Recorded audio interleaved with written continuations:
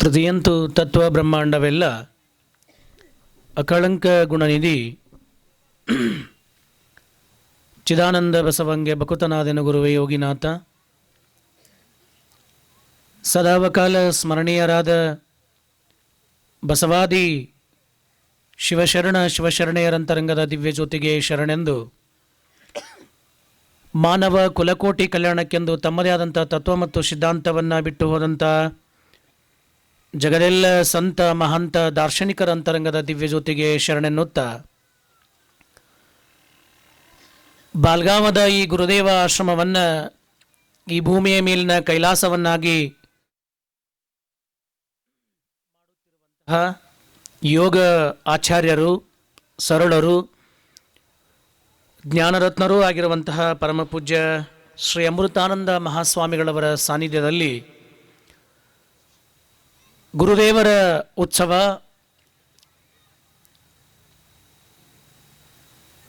ಬಹಳಷ್ಟು ಮಂದಿ ಈ ಗುರುದೇವರ ಉತ್ಸವ ಇವತ್ತಿಂದ ಭಾಳ ದೊಡ್ಡ ಸಾರ್ಥಕತೆಯ ಉತ್ಸವ. ಇವತ್ತಿಂದ ಎಷ್ಟು ದೊಡ್ಡ ಉತ್ಸವ ಇವತ್ತಿಂದು ಅಂತಂದ್ರೆ, ಪೂಜ್ಯರು ರಕ್ತದಾನ ಶಿಬಿರವನ್ನು ಇಡುವುದರ ಮೂಲಕ, ನಿಮ್ಗೆ ಗೊತ್ತಿರಲಿ, ಕನ್ನಡದೊಳಗೆ ರಕ್ತ ಅಂದ್ರೆ ಜೀವಿಯ ಜೀವರಕ್ಷಕ ದ್ರವ ಅಂತ. ರಕ್ತಕ್ಕೆ ಜೀವಿಯ ಜೀವರಕ್ಷಕ ದ್ರವ. ಡಾಕ್ಟರ್ ಮಾತಾಡ್ತಾ ಹೇಳಿದರು, ಟುಡೇ ಟೆಕ್ನಾಲಜಿ ವೆರಿ ಹೈ. ಎಷ್ಟೇ ದೊಡ್ಡ ಟೆಕ್ನಾಲಜಿ ಐತೆ ಅಂದ್ರೂ ಕೂಡ ನಮ್ಮ ಕಡೆಯಿಂದ ಜಸ್ಟ್ ಸ್ಮಾಲ್ 1 ಡ್ರಾಪ್ ಬ್ಲಡ್, ಒಂದು ಹನಿ ರಕ್ತವನ್ನು ಕೂಡ ನಮಗೆ ಹೊರಗಡೆ ತಯಾರು ಮಾಡೋಕ್ಕಾಗತ್ತಿಲ್ಲ. ನಾವು ಉಂಡಂಥ ಅನ್ನವೇ ರಕ್ತವಾಗಿ ನಮ್ಮ ದೇಹದ ಚಯಾಪಚಯ ಕ್ರಿಯೆಗಳನ್ನು ನೋಡ್ಕೊಂಡು ಹೋಗ್ತದೆ. ಇಂತಹ ಸಂದರ್ಭದಲ್ಲಿ ಗುರುದೇವರ ಉತ್ಸವದೊಳಗೆ ಒಂದು ಆದರ್ಶದ ಕಾರ್ಯಕ್ರಮ, it's like a best role model program today. ಇವತ್ತಿನ ಒಂದು ಕಾರ್ಯಕ್ರಮ ಅತ್ಯಂತ ಆದರ್ಶಪೂರ್ಣವಾದಂಥ ಕಾರ್ಯಕ್ರಮ. ಯಾಕಂದ್ರೆ ಇದು ಬುದ್ಧಿಜೀವರ ಸದಾಶಯ. ಸುಮ್ಮನೆ ಹಿಂಗೆ ಬಿದ್ದು ಹೋಗಿ ಬಿಡ್ತೇವಿ, ಬದುಕ ಒಂದು ದಿವಸ ಅಳದು ಹೋಗಿಬಿಡ್ತತಿ. ಆ ಬದುಕ ಬಿದ್ದು ಅಳದು ಮಣ್ಣಾಗೋಕೆ ನಾವು ಮೊದಲ ಸಾರ್ಥಕತೆ ಏನಾಗಬೇಕು ಅಂತ ಹೇಳ್ತಿದ್ರು. ಯಾರ್ಯಾರು ರಕ್ತದಾನವನ್ನು ಮಾಡಿರಲ್ಲ, ಆ ರಕ್ತದಾನ ಮಾಡಿದಂಥ ಎಲ್ಲ ಕೈಗಳಿಗೂ ಒಂದ್ಸಲ ಜೋರಾದ ಚಪ್ಪಾಳೆಯನ್ನು ತಟ್ರಿ. ಯಾಕಂದ್ರೆ ನಿಮ್ಮ ಒಂದು ಹನಿ ರಕ್ತ ಮತ್ತೊಂದು ಜೀವಕ್ಕೆ ಏನಕತ್ತಿ ಅಂದ್ರೆ ಉಸಿರನ್ನು ಕೊಡ್ತದ. ಅಂತಹ ವೈದ್ಯೋ ಹರಿನಾರಾಯಣ ಅನ್ನುವ ಹಾಗೆ ಈ ರಕ್ತದಾನ ಶಿಬಿರದಲ್ಲಿ 3 ಜನ ವೈದ್ಯರು ಇವತ್ತಿನ ವೇದಿಕೆ ಮೇಲೆ ಇದಾರ. ಮತ್ತು ಇವತ್ತಿನ ನಮ್ಮ ಈ ಭಾಗದ ಶಾಸಕರು ಕೂಡ ವೇದಿಕೆ ಮೇಲೆ ಇದಾರ. ಅವರನ್ನು ಅಭಿನಂದಿಸಿ ಇವತ್ತಿನ ಈ ಎಲ್ಲ ಕಾರ್ಯಕ್ರಮಗಳು ಅಚ್ಚುಕಟ್ಟಾಗಿ ನಡೆಯುವಲ್ಲಿ ಬಹಳಷ್ಟು ಭಕ್ತರ ಶ್ರಮ.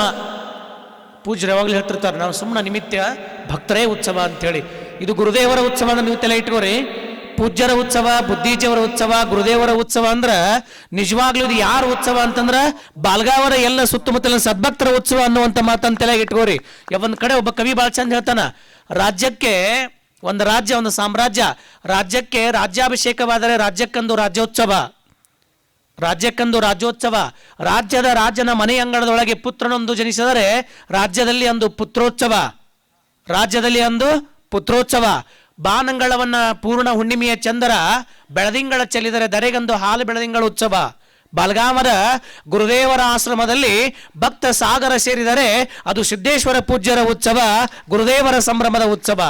ಈ ಗುರುದೇವರ ಸಂಭ್ರಮದ ಉತ್ಸವದಲ್ಲಿ ನೀವು ಭಾಗಿಯಾಗಿರಿ. ಏನು ಪರಮ ಪೂಜ್ಯ ಸಿದ್ದೇಶ್ವರ ಅಪ್ಪಾಜಿಯವರು ಅಂದ್ರೆ ನೀವು ಅವ್ರ ಬಗ್ಗೆ ಮಾತಾಡೋಕ್ಕೂ ಯೋಗ್ಯರಿಲ್ಲ, ಅವ್ರ ಬಗ್ಗೆ ಮಾತಾಡೋಷ್ಟು ಯೋಗ್ಯತೆನೂ ನಮಗಿಲ್ಲ. ಆ ಹಾದಿಯೊಳಗೆ ಭಾಳಷ್ಟು ವಿರಳ ಸಾಧಕರು, ಅಂಥದ್ರಲ್ಲಿ ನಮ್ಮ ಪರಮ ಪೂಜ್ಯ ಅಮೃತಾನಂದ ಸ್ವಾಮಿಗಳು ಪೂಜ್ಯರ ಆ ಮಾರ್ಗದೊಳಗೆ ಹೊಂಟಾರ. ಪೂಜ್ಯರ ಮಾರ್ಗದರ್ಶನ, ಪೂಜ್ಯರ ಸರಳತೆ, ಪೂಜ್ಯರ ಸಜ್ಜನಿಕತ್ವ, ಪೂಜ್ಯರಲ್ಲಿ ಹೃದಯ ತುಂಬಿರುವಂಥ ನಿಷ್ಕಲ್ಮಶವಾದಂಥ ಪ್ರೇಮ.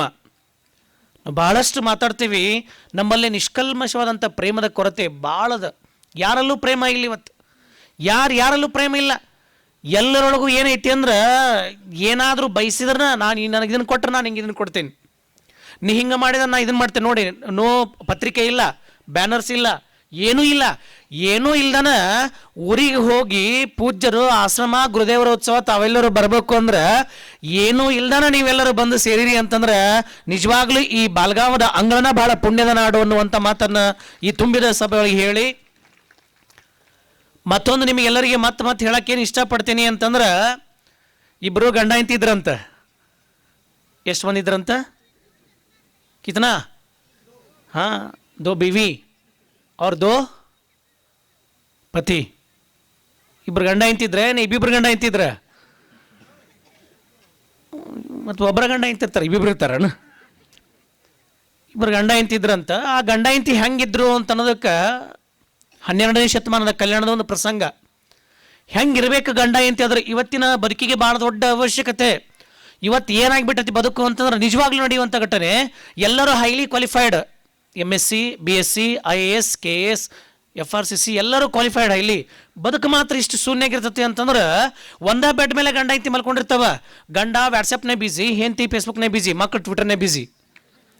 ನೋಡ್ರಿ ಅಲ್ಲೇ ಒಂದೇ ಬೆಡ್ ಮೇಲೆ ಒಂದಕ್ಕೊಂದು ಸಂಬಂಧ ಇಲ್ಲ. ಸಂಬಂಧಗಳು ಏನಾಗ್ಬಿಟ್ಟವ ಅಂದ್ರೆ ಸತ್ತು ಮಣ್ಣು ಪಾಲಾಗ್ಬಿಟ್ಟವ. ನೆನ್ಪಿಟ್ಕೋರಿ, ಗುರುದೇವರ ಉತ್ಸವ ಅಂದ್ರೆ ಏನಂತಂದ್ರೆ ಮನುಷ್ಯನನ್ನ ಹೆಂಗ ಪ್ರೇಮದಿಂದ ಕಾಣ್ಬೇಕ.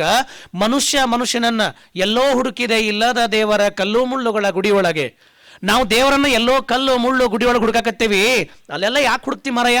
ಎಲ್ಲದನ್ನ ದೇವರು ಅಂತಂದ್ರೆ ಎಲ್ಲಿ ನಿಷ್ಕಲ್ಮಶವಾದಂಥ ಹೃದಯ ಪವಿತ್ರವಾದ ಪ್ರೇಮ ಇರ್ತೈತಲ್ಲ ಅಲ್ಲೇ ನಿಜವಾದ ಭಗವಂತನ ಅಸ್ತಿತ್ವ ಐತಿ. ಅಲ್ಲಿ ಯಾಕೆ ಹೋಗ್ತಿದಿ? ಸುಮ್ಮನೆ ಹುಡುಕು ಅಂದವ. ನಿನ್ನೊಳಗೆ ಹುಡುಕು ಅಂದ, ನಿಮ್ಮೊಳಗೆ ಹುಡುಕ್ರಿ ಅಂದ. ಅದಕ್ಕೆ ಅವ್ರಿಬ್ರು ಗಂಡ ಹೆಂಡತಿ ಭಾಳ ಚಂದ ಇದ್ರಂತ. ಎಷ್ಟು ಚಲೋ ಇದ್ರು ಅಂದ್ರೆ ಯಾರು ಬಂದು ಏನಂದ್ರೂ ಕೂಡ ಅಷ್ಟು ಚಂದ ಇದ್ರಂತ ಗಂಡ ಹೆಂಡತಿ.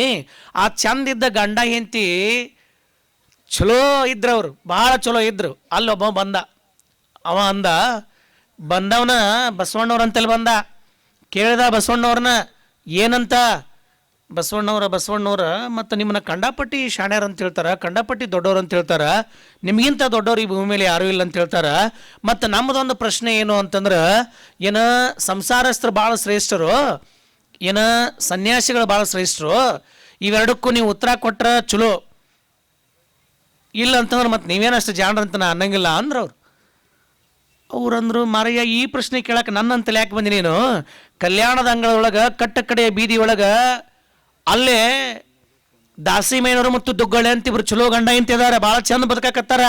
ಈ ಪ್ರಶ್ನೆನ ದಾಸಿಮಯ್ಯನವ್ರನ್ನ ಕೇಳಿದ್ರೆ ಸಾಕು, ಅವರ ಇದಕ್ಕೆ ಉತ್ತರ ಕೊಡ್ತಾರ ಅಂತ ಅಂದ್ರು. ಯಾರು ಇಲ್ಲೇ ಅದ್ರಿಲ್ಲ, ಏನು ಬಿಡ್ರಿ ಡಾಕ್ಟರ್ ಮಸ್ತ್ ನಗಿಸಿದ್ರೆ ನಕ್ಕಿವಿ ಕುಂತೀವಿ, ನೀವೇನೇ ಬೇರೆನೇ ಹೇಳಕತ್ತೀರಿ ಅಂತೀರೇನು? ಮತ್ತು ನೀವು ಅಲ್ಲಿ ಹೋಗಿ ಕೇಳ್ರಿ ಅಂದವ. ನಾನು ಇಷ್ಟು ದೊಡ್ಡ ಪರಾಂಗತ, ಸಾಕಷ್ಟು ಶಾಸ್ತ್ರವನ್ನ ಬಲ್ಲವ, ನಾನು ಹೋಗಿ ಅವ್ರನ್ನ ಕೇಳ್ದ ಅಂದ. ಉತ್ತರ ಬೇಕಂದ್ರೆ ಹೋಗು, ಇಲ್ಲಿಕ ಕುಂದ್ರು ಅಂದವ. ಸರಿ ಹಂಗಾರೆ ಕಲ್ಯಾಣದ ಬಸವಣ್ಣವರ ಹೇಳ್ಯಾರ ಅಂದ ಬಳಕ ಯಾಕೆ ಹೋಗಬಾರ್ದು ಅಂತೇಳಿ ಅಲ್ಲಿಗೆ ಹೋದ. ಮಠ ಮಧ್ಯಾಹ್ನ ಕೆಟ್ಟ ಬಿಸಿಲ. ನೀವೆಲ್ಲ ಗಂಡ ಹೆಂಡತಿ ಆಗಿದ್ರೆ ಬಂದಿರಲಿಲ್ಲ? ಗಂಡ ಹೆಂಡತಿ ಬಂದಿರಲಿಲ್ಲ? ಒಬ್ಬೊಬ್ಬರು ಬಂದಿರೇನ? ಕೈ ಎತ್ತಾರ. ನಾನು ಹೆಂಡತಿ ಇಬ್ಬರು ಜೋಡಿನ ಬಂದೇವ್ರಿ. ಬರ್ಬೇಕು ಮತ್ತಿದೆ ನಮ್ಮ ಆಶ್ರಮ, ನಮ್ಮ ಧಾರ್ಮಿಕ ಕಾರ್ಯಕ್ರಮಗಳು, ನಮ್ಮ ಚಿಂತನೆಗಳು, ನಾವು ಬರ್ಬೇಕಿಲ್ಲಿ. ನಾವು ಬರದೆ ಇನ್ನು ಬೇರೆಯವರು ಬರ್ತಾರೆ, ನಾವ ಬರ್ಬೇಕಿಲ್ಲಿ. ಅಲ್ಲಿ ಹೋದ, ಬಿಸಿಲಾಗ ನಿಂತ ಕಾಯಕದೊಳಗೆ ನಿರತರಾಗಿದ್ರು ದಾಸಿಮಯ್ಯನವರು. ತಮ್ಮ ಕೆಲಸ ಮಾಡ್ತಾ ಮಾಡ್ತಾ ಮಾಡ್ತಾ ಕೆಲಸದೊಳಗೆ ಮಗ್ನರಾಗಿಬಿಟ್ರು. ಯಾವಾಗ ಕೆಲಸದೊಳಗೆ ಮಗ್ನರಾಗಿಬಿಟ್ರು, ಕೆಲಸದಾಗ ಮಗ್ನರಾದ ತಕ್ಷಣ ಬಿಸಿಲಾಗ ನಿಂತು ಸಾಕಾತು. ಅವ ಅಂದ, ಏ ದಾಸಿಮಯ್ಯನವ್ರೆ, ನಾನು ಬಂದು ಗಳಿಗೆ ಆಯಿತು, ನೀವು ಇನ್ನೂ ನಮ್ಮ ಕಡೆ ನೋಡಕತ್ತೇ ಇರಲಿಲ್ಲ, ಕ್ಷಮಾ ಮಾಡ್ರಿ ಮಾರ್ಯಾರ, ನಾವು ಕೆಲಸದಾಗಿದ್ವಿ, ಕಾಯಕದೊಳಗೆ ನಿರತರಾಗಿದ್ವಿ, ನೋಡಲಿಲ್ಲ. ಬರ್ರಿ ಯಾರು ಏನು ಬಂದ್ರಿ, ಬರ್ರಿ ಕುಂದ್ರಿ. ಗುಡಿಸಲು ಮನಿ, ಸೂರ್ಯನ ಬಿಸಿಲು ಓಟು ಒಳಗೆ ಬಿದ್ದಿತ್ತು. ಗೊತ್ತಾಗತ್ತಿಲ್ಲ ನಿಮ್ಗೆ? ಸೂರ್ಯನ ಬಿಸಿಲು ಒಳಗೆ ಬಿದ್ದಿತ್ತಂದ್ರೆ पूरे घोंसले के अंदर सूरज का किरण आके नाच रहा था ताकि उनके छोटा सा घोंसल ऐसे था. ಸಣ್ಣ ಮನೆ, ಆ ಮನೆ ಒಳಗೆ ಬಿಸಿಲು ಬಿದ್ದಿತ್ತು, ಗುಡಿಸಲು ಮನೆ. ಅಲ್ಲಿ ಆತ ಬಂದ, ಬರ್ರಿ ಅಲ್ಲಿ ಬ್ರಾಹ್ಮಣೋತ್ತಮರೇ ಬರ್ರಿ, ಮ್ಯಾಲೆ ಬರ್ರಿ ಅಂತ ಕುಂದ್ರಿಸಿದ. ಮತ್ತೆ ತಮ್ಮ ಕೆಲಸ ಮಾಡಕತ್ತ. ಅಲ್ಲ, ನನ್ನೊಂದು ಪ್ರಶ್ನೆ ಹೇಳಲ್ಲ. ಏನು ಪ್ರಶ್ನೆ? ಮತ್ತ ಜೀವನದ ಯಾತ್ರೆ ಒಳಗ ಸನ್ಯಾಸಿಗಳು ಭಾಳ ದೊಡ್ಡವರು, ಏನು ಸಂಸಾರಸ್ಥರು ಭಾಳ ದೊಡ್ಡವರು ಅಂದವ. ಯಪ್ಪ ಸ್ವಲ್ಪ ಕೆಲಸ ಮಾಡಕತ್ತೀನಿ, ಕುಂದ್ರಿ ಹೇಳ್ತೀನಿ ಅಂದ. ಅವ ಕೇಳ್ದ, ಇವ್ರು ಕೆಲಸ ಮಾಡಕತ್ರು. ಇನ್ನೇನು ಕೆಲಸ ಮಾಡಕತ್ತಿದ್ರು, ಸೂಜಿನ ಹಿಂಗೆ ಹೆಣಿತಾ ತಾವ ಹಿಂಗೆ ಜೋರಾಗಿ ಚಿಮ್ಮಿದ್ರು, ಸೂಜಿ ಅಷ್ಟು ದೂರ ಬಿತ್ತು, ಕಾಣಕತ್ತೈತಿ ಮನೆ ಒಳಗ. ಆದ್ರೂ ಅಂತಾನ, ಏನಂತ? ಏ ದುಗ್ಗಳೆ, ನನ್ನ ಸೂಜಿ ಕಳೆದು ಹೋಗ್ಬಿಟ್ಟದ, ನನಗೆ ಸೂಜಿ ಕಾಣಿಸಕತ್ತಿಲ್ಲ, ಅದಕ್ಕೆ ದಯಮಾಡಿ ಚಿಮ್ನಿ ಹಚ್ಕೊಂಡು ಬಾ ಅಂದ. ನಿಮ್ಮ ಗಂಡುಗಳು ನಿಮಗೇನಂದ್ರೆ ಕೆಟ್ಟ ಬಿಸಲಾಗ? आपको ही पूछ रहा हूँ मैं, खड़ी धूप में अगर तुम्हारा पति परमेश्वर आपको कहा तो पता नहीं सुई कहाँ गिर गई, लेके आओ, झाड़ू लेके आऊँ क्या? ಕಸ್ಬರಿಗೆ ತೋಡ ಬರಲ್ಲ ನಿನಗೆ ಅನ್ನೋದ್ರೆ ಏನಂತ? ಕೆಟ್ಟ ಬಿಸಿಲಾಗ ಸೂಜಿ ಕಾಣವಲ್ಲ ನಿಮ್ಗಂತೀರಿ ನೀವು. ಆದ್ರೆ ದುಗ್ಗಳೆ ಗಂಡ ಹೆಂಡತಿ ಹೆಂಗಿರ್ಬೇಕು ಅಂತ ದುಗ್ಗಳೆ ಅಂತಾಳ. ಒಂದು ಬಿರು ಮಾತಾಡಂಗಿಲ್ಲ. ಯಜಮಾನ್ ಹೇಳಕತ್ತಾನ, ಏನಂತ, ಏ ದುಗ್ಗಳೆ, ಈ ಬಿಸಿಲೊಳಗೆ ಸೂಜಲ್ಲಿ ಹೊತ್ತು ಕಾಣವಲ್ದು, ಚಿಮಣಿ ಹಚ್ಕೊಂಡು ಬಾ. ಏನೂ ಇಲ್ಲ, ಚಿಮಣಿ ಹಚ್ಕೊಂಡು ಬಂದ್ಲು, ಇಟ್ಲು. ಅವೇನು ಕೇಳಕ್ಕೆ ಬಂದಿದ್ದಲ್ಲ, ಇಬ್ಬರಾಗ ಯಾರು ದೊಡ್ಡವರು ಅಂತೇಳಿ ಅವ ತಲೆ ಕೆರ್ಕೊಳಕತ್ನ, ಎಲ್ಲಿ ಕಳ್ಸ್ಯಾನ ಬಸವಣ್ಣನ ಅಂತ. ಕೆಟ್ಟ ಬಿಸಿಲಾಗ ಸೂಜಿ ನನಗೆ ಕಾಣಕತ್ತೈತಿ, ಇಲ್ಲೇ ಕುಂತೇನಿ, ಅವಂಗೂ ಕಾಣಕತ್ತೈತಿ, ಚಿಮಣಿ ಹಚ್ಕೊಂಡು ಬಾ ಅಂತ ಕಳಿಸ್ತಾನೆ. ಇವ್ರಂತೆಲ್ಲ ನಾನು ಯಾರ್ದು ಶ್ರೇಷ್ಠ ಆಡ್ರಾಗ ಅಂತ ಇಲ್ಲಿ ಕಳ್ಸ್ಯಾನ ಅಂದ್ರೆ ಮುಗಿದು ಹೊತ್ತು ನನ್ನ ಕತ್ತಿ ಅಂದ. ಸರಿ, ಕಳಿಸೋರು ಬೇರೆ ಯಾರೂ ಅಲ್ಲ, ಬಸವಣ್ಣವ್ರು ಕಳ್ಸ್ಯಾರಲ್ಲ ಅಂತ ಕುಂತ. ಬಸವಣ್ಣವ್ರು ಕಳ್ಸ್ಯಾರ ಅಂತ ಕುಂತ ಮತ್ತೊಂದು 5-10 ನಿಮಿಷ ಹೋತು. ಏ ದುಗ್ಗಳೆ, ಅತಿಥಿಗಳು ಬಂದಾರ, ಏನಾರ ಒಂದಿಷ್ಟು ಪ್ರಸಾದ ಮಾಡಿ. ಏನು ಬಡವ್ರ ಮನೆ, ಅವತ್ತಿನ ಕಾಯಕ, ಅವತ್ತು ಬಂದಿದ್ದನ್ನು ಅವತ್ತ ತಂದು ಅವತ್ತ. ನಾಳೆಗೆ ಬೇಕು ಅನ್ನೋ ಭಾವ ಇದ್ದಿದ್ದಿಲ್ಲ, ನಾಡ್ದಕ್ಕೆ ಬೇಕು ಅನ್ನೋ ಭಾವ ಇದ್ದಿದ್ದಿಲ್ಲ. ಅವತ್ತಿನ ಸತ್ಯಶುದ್ಧ ಕಾಯಕವನ್ನು ಮಾಡಿ ಅವತ್ತೇನು ಬರ್ತಿತ್ತು ಅದನ್ನ ಮಹಾಪ್ರಸಾದ ಅಂತ ಸ್ವೀಕಾರ ಮಾಡ್ತಿದ್ರು. ಅಂಥದ್ರೊಳಗೆ ಬೆಳಗ್ಗೆ ಮಾಡಿದ ಅಂಬಲಿತ್ತು. ಏನಿತ್ತವ? ಬೆಳಗ್ಗೆ ಮಾಡಿದ ಅಂಬಲಿತ್ತು, ಜೋಳದ ಹಿಟ್ಟಿನ ಅಂಬಲಿ. ಅದ ಅಂಬಲಿ ಒಂದಿಷ್ಟು ಮಜ್ಜಿಗೆ, ತಣ್ಣನ ಮಜ್ಜಿಗಿತ್ತ, ಅದನ್ನ ಮಣಿ ಇಟ್ಲು. ಬರ್ರಿ ನೀವು ಹಸ್ತಿರಿ ಅಂತ ಕಾಣಿಸತ್ತಿ ಅಂತ ಪ್ರಸಾದ ಕೆಡಿ ಮಾಡಿದ್ರು. ತಣ್ಣನ ಅಂಬಲಿ ಉಣ್ಣಾಕತ್ತಾನ. ಏ ಗೊತ್ತಾಕತ್ತಿಲ್ಲ ದುಗ್ಗಳೆ, ಕೆಟ್ಟ ಸೆಕಿ ಸುಡಾಕತ್ತತಿ ಅಂಬಲಿ, ಗಾಳಿ ಬೀಸು ಅಂದ. ನಿಮ್ಮ ಗಂಡುಗಳು ನಿಮ್ಗಂದ್ರೆ ಭಯಂಕರ ಸುಡಾಕತ್ತತಿ, ನನಗೆ ಉಣ್ಣಾಕಾಗ್ತಾ ಇಲ್ಲ, ಬೀಸು ಅಂತಂತ ನಿಮಗೇನ್ರ ಅಂದ್ರೆ ಎಲ್ಲೈತದ ಮರ ಅಂತೀರಿ ನೀವು? ಏನೂ ಅನ್ನಲಿಲ್ಲ.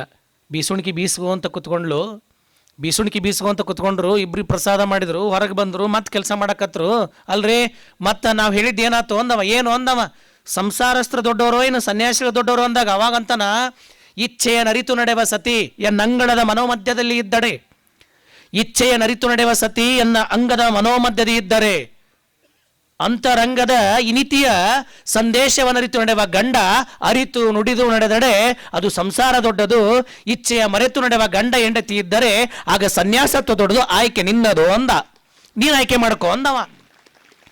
ಯಾಕೆ ಈ ಮಾತಿಲ್ಲಿ ಹೇಳಕತ್ತೇನ ಅಂತಂದ್ರೆ, ಯಾಕೆ ಗುರುದೇವರ ಉತ್ಸವಕ್ಕೆ ನಾವು ಬರಬೇಕು ಅಂತಂದ್ರೆ, ಯಾಕೆ ಗುರುದೇವರ ಉತ್ಸವದಲ್ಲಿ ಆಧ್ಯಾತ್ಮದ ಅಂತರಂಗದ ಕಿರಣ ನಡೆದಾಡುವ ದೇವರು. ನೆನ್ಪಿಟ್ಕೋರಿ, ನಾವೆಲ್ಲ ಕಾವಿ ಕೇಶಾಯಂಬರವನ್ನ ಹಾಕ್ಕೊಂಡು ಸ್ವಾಮಿ ಅನ್ಸ್ಕೊಂಡ್ರ, ಕಾವಿ ಕೇಶಾಯಂಬರ ಆವಿಗೆ ಜುಟ್ಟು ಮುಡಿ ಯಾವುದನ್ನು ಇಲ್ಲದೆ ಅಖಂಡ ಜ್ಞಾನವನ್ನು ತಮ್ಮೊಳಗಿಟ್ಟುಕೊಂಡ ಇಡೀ ವಿಶ್ವವನ್ನೇ ಪರ್ಯಟನ ಮಾಡಿ ಈ ಲೋಕಕ್ಕೆ ಸರಳತೆ ಮೂಲಕ ಅಖಂಡ ಜ್ಞಾನವನ್ನು ಹಂಚೋದ್ರ ಮೂಲಕ ಎರಡನ್ನೋದು ಯಾವುದೂ ಇಲ್ಲ, ಎಲ್ಲವೂ ಅಖಂಡವಾದ ಪರವಸ್ತು ಒಂದೇ ಅದ. ಅದು ನಿನ್ನೊಳಗೂ ಅದ, ನನ್ನೊಳಗೂ ಅದ. ನಡೆ ಮತ್ತು ಕ್ರಿಯೆ ಶುದ್ಧವಾಗಿರಲಿ, ನಿನ್ನೊಳಗ ಪೂಜ್ಯ ಸಿದ್ದೇಶ್ವರ ಅಪ್ಪಾಜನೇ ಇರ್ತಾನ ಅನ್ನುವಂಥ ಮಾತನ್ನ ಜಗತ್ತಿಗೆ ಸಾರಿ ಹೋಗಿಬಿಟ್ರು. ಬೇಕು ಅನ್ನುವಂಥ ಭಾವ ಎಳ್ಳಷ್ಟು ಇಟ್ಕೊಳ್ಳಿಲ್ಲ. ಯಾವ ಕಾಷಾಯಾಂಬರವಿಲ್ಲ, ಯಾವ ಕಾವಿ ಇಲ್ಲ, ಯಾವ ಇಡಿ ಇಲ್ಲ, ಮುಡಿ ಇಲ್ಲ, ಜಡಿ ಇಲ್ಲ, ಏನೂ ಇಲ್ಲ. ಸುಂದರ ಸರಳ ಬದುಕನ್ನು ಬದುಕಿದ್ರು. ನಮ್ಮ ಮಧ್ಯೆ ಇವತ್ತು ಅದಾರ, ನಿನ್ನೆನೂ ಇದ್ರು, ನಾಳನೇ ಇಂತಾರ. ಅಂತಹ ಪರಮ ಪೂಜ್ಯರ ಅಂಗಳದೊಳಗ ನಾವು ನೀವೆಲ್ಲ ಅದೇವಲ್ಲ, ಇದ ನಮ್ಮ ಭಾಗ್ಯ.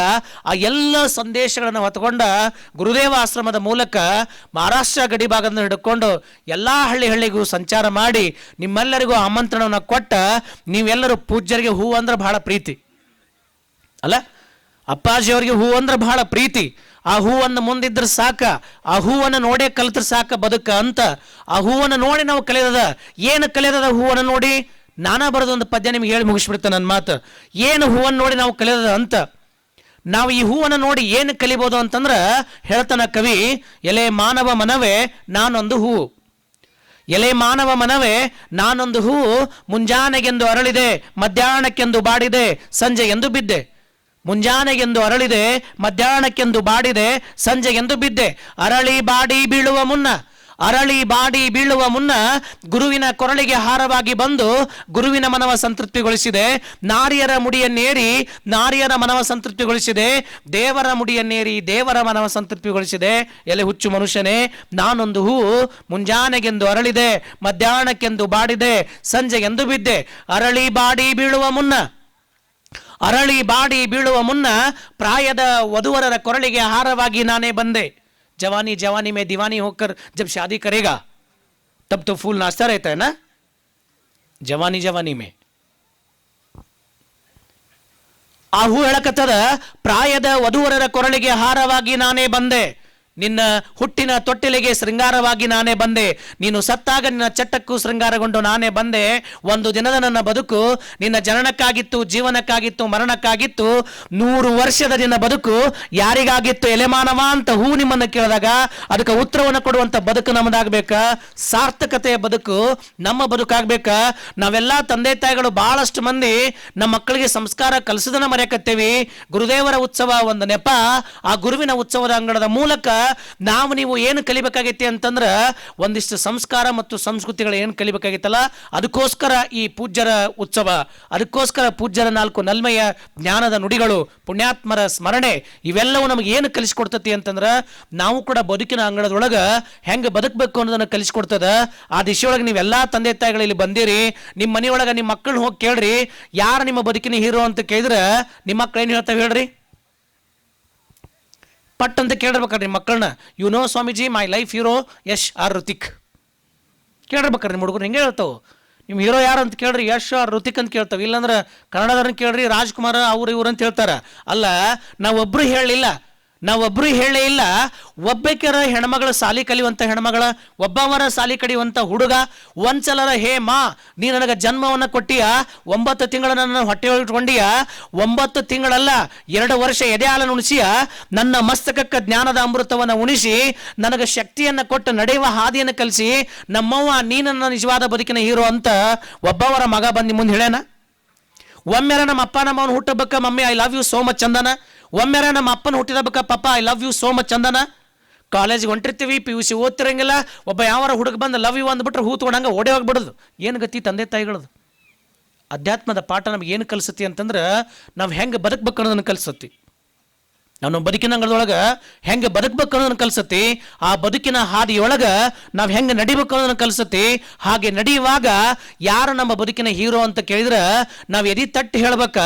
ಏನು, ಯಾರು, ಎಲ್ಲಿ ನಮ್ಮ ಬದುಕಿನ ಹೀರೋ ಯಾರು ಅಂತ ಕೇಳಿದ್ರೆ ನಾವು ಎದಿ ತಟ್ಟಿ ಹೇಳ್ಬೇಕ. ನಮ್ಮ ಬದುಕಿನ ಹೀರೋ ಯಾರು ಅಂತ ಕೇಳಿದ್ರೆ ಎಲ್ಲಿ ಭಯ ಇಲ್ಲಂಗೆ ಹೇಳ್ಬೇಕ.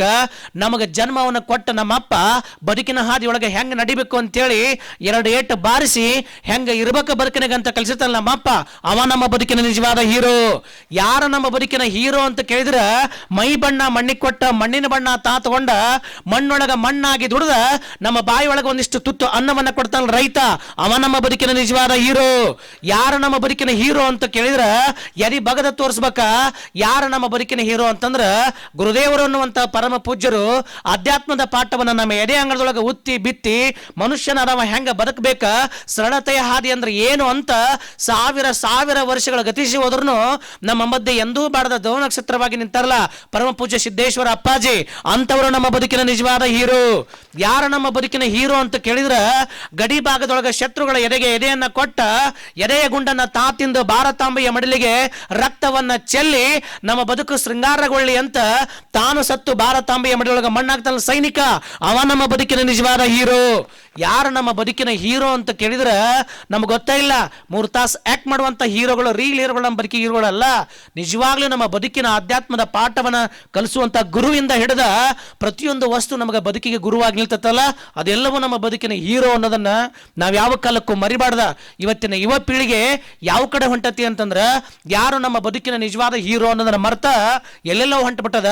ಹಂಗಾರ ನಮ್ಮ ಬಾಲ್ಗಾವದ ಈ ಗುರುವಿನ ಉತ್ಸವದ ಅಂಗಳ ನಮಗೆ ಏನನ್ನ ಕಲಿಸ್ಕೊಡ್ತತಿ ಅಂತಂದ್ರ ನಮ್ಮ ನಿಜವಾದ ದಾರಿ ಯಾವುದು, ಮನುಷ್ಯನಾಗಿ ಬದುಕಲಿಕ್ಕೆ ಯಾವ ದಾರಿ ಒಳಗೆ ಹೋಗ್ಬೇಕ, ಹೆಂಗ ಹೋಗ್ಬೇಕನ್ನೋದನ್ನ ಈ ನಮ್ಮ ಗುರುದೇವರ ಆಶ್ರಮ, ಗುರುದೇವರ ಉತ್ಸವ ನಮಗೆ ಕಲಿಸ್ಕೊಡ್ತತಿ ಅನ್ನುವಂಥ ಮಾತನ್ನ ಯಾರೂ ಕೂಡ ಮರಿಬಾರ್ದು ಅನ್ನೋದನ್ನ ಇಡೀ ಬಂದಂಥ ತಂದೆ ತಾಯಿಗಳಿಗೆ ಮತ್ತೊಮ್ಮೆ ಭಕ್ತಿಯ ಭಿನ್ನವನ್ನು ಮಾಡಿಕೊಂಡು ಪರಮ ಪೂಜ್ಯರ ಈ ಉತ್ಸವ, ಗುರುದೇವರ ಉತ್ಸವ ವರ್ಷ ಪೂರ್ತಿ ಹೀಗೆ ನಡೀತಾ ಇರಲಿ. ವರ್ಷ ಪೂರ್ತಿ ನಡೆಯುವಂಥ ಉತ್ಸವಕ್ಕೆ ಜನಸಾಗರ ಹೀಗೆ ಹರಿದು ಬರ್ತಾ ಇರಲಿ. ಹೀಗೆ ಹರಿದು ಬರುವಂಥ ಜನಸಾಗರ ತಮ್ಮ ಬದುಕಿನ ಪಾಠವನ್ನು ಸ್ವಲ್ಪ ಬದಲಾಯಿಸಿಕೊಳ್ಳಿ ಅನ್ನುವಂಥ ಮಾತನ್ನು ಹೇಳಿ ಕೊನೆಯದಾಗಿ ಸಿದ್ದೇಶ್ವರ ಅಪ್ಪಾಜಿಯವರು ಸಿದ್ಧರಾದವರು, ಶ್ರೀ ಎಂಬಲ್ಲಿ ಸಿದ್ಧರಾದವರು, ಸಿದ್ಧ ಬುದ್ಧಿಯನ್ನೇ ಭೂಮಿಗೆ ತಂದವರು, ಶಿವನಿಂದ ಅಪ್ಪಣೆಯನ್ನು ಪಡೆದು ಮರ್ತ್ಯಲೋಕದ ಅಂಗಳಕ್ಕೆ ಬಂದು ಶಿವನಾಗಿ ಬದುಕಿ ಶಿವಪ್ರೀತಿಯನ್ನೇ ಧರೆಗೆ ಹಂಚಿದವರು ಯಾರವರು? ಅವರೇ ನಮ್ಮ ಪರಮ ಪೂಜ್ಯರು, ಪೂಜ್ಯ ಸಿದ್ದೇಶ್ವರ ಅಪ್ಪಾಜಿಯವರು. ಶ್ರೀ ಎಂಬಲ್ಲಿ ಸಿದ್ಧನಾದವರು, ಸಿದ್ಧ ಬುದ್ಧಿಯನ್ನೇ ಧರೆಗೆ ತಂದವರು. ದೇವದಾನವರಿಗೂ ದೇವದಾನವರಿಗೂ ಸ್ವಚ್ಛ ಪ್ರೀತಿಯ ಪಾಠವ ಮಾಡಿದವರು. ದೇವದಾನವರಿಗೂ ಸ್ವಚ್ಛ ಪ್ರೀತಿಯ ಪಾಠವ ಮಾಡಿದವರು.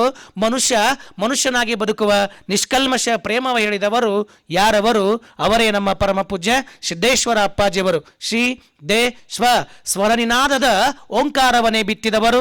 ಸ್ವರನಿನಾದದ ಓಂಕಾರವನ್ನೇ ಬಿತ್ತಿದವರು. ದರೆಯ ದೇಗುಲಕ್ಕೆ ಓಂಕಾರದ ಪಾಠವನ್ನು ಮಾಡಿದವರು ಯಾರವರು? ಅವರೇ ಪೂಜ್ಯ ಸಿದ್ದೇಶ್ವರ ಅಪ್ಪಾಜಿಯವರು.